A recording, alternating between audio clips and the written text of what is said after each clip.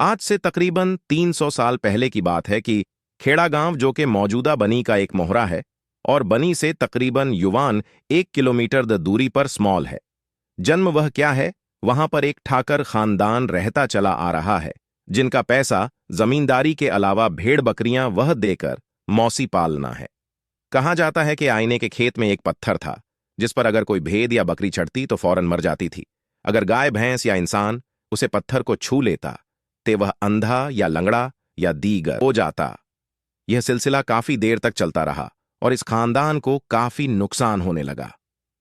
एक दिन इसी खानदान के एक बुजुर्ग ने, जिसका नाम बगीला था, गुस्से में आकर इस पत्थर के 3 टुकड़े कर दिए, जिसका एक टुकड़ा उसने कलेक्टर में उठाकर नीचे दरिया सेवा में निरुद्ध पल बनी डाला और दूसरा टुकड़ा भी इसी तरह अपने खेत से काटले में उठाकर दरिया में डालने के लिए लाया। तो मौजूदा शक्ति माता मंदिर, जो उसे वक्त एक छोटे से मैदान की शक्ल में था, वहां पर थोड़ी देर के लिए आराम या बैठा। और जब वहां से वह कथा पत्थर उठाने लगा तो वह इतना भारी हो गया कि काफी कोशिश करने पर भी वह उसे उठा नहीं सका।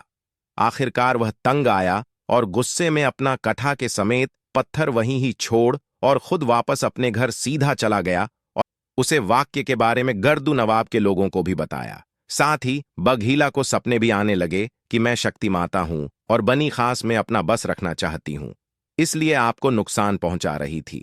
अब मैं सही मुकाम पर पहुंच चुकी हूं, वहां मेरा स्थान बनाया जाए। वहां के लोगों की मदद से वहां पर एक छोटा सा मंदिर बनाया और उसे शक्ति माता की पूजा करने लगा।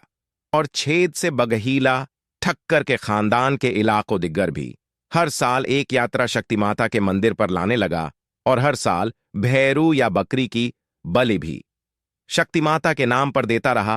इसी जमाने में उसे वक्त के बसोली के राजा को भी शक्ति माता ने करिश्मा दिखाए, यानी उसकी मुराद को पूरा किया, जिसकी उसने मन्नत मांगी थी, जिस पर उसे राजा ने खुश होकर शक्ति माता का मंदिर अलसर मुजरा बड़ा बनाया और बहुत सारी जमीन इस शक्ति माता के नाम पर दे दी, जो कि आज भी शक्ति माता के नाम पर चल रही है, जिस पर इस वक्त काफी दुकानें बनाई गई हैं और दुकानदार इस जमीन का मुहाना कराया शक्ति माता के मंदिर के लिए देते हैं।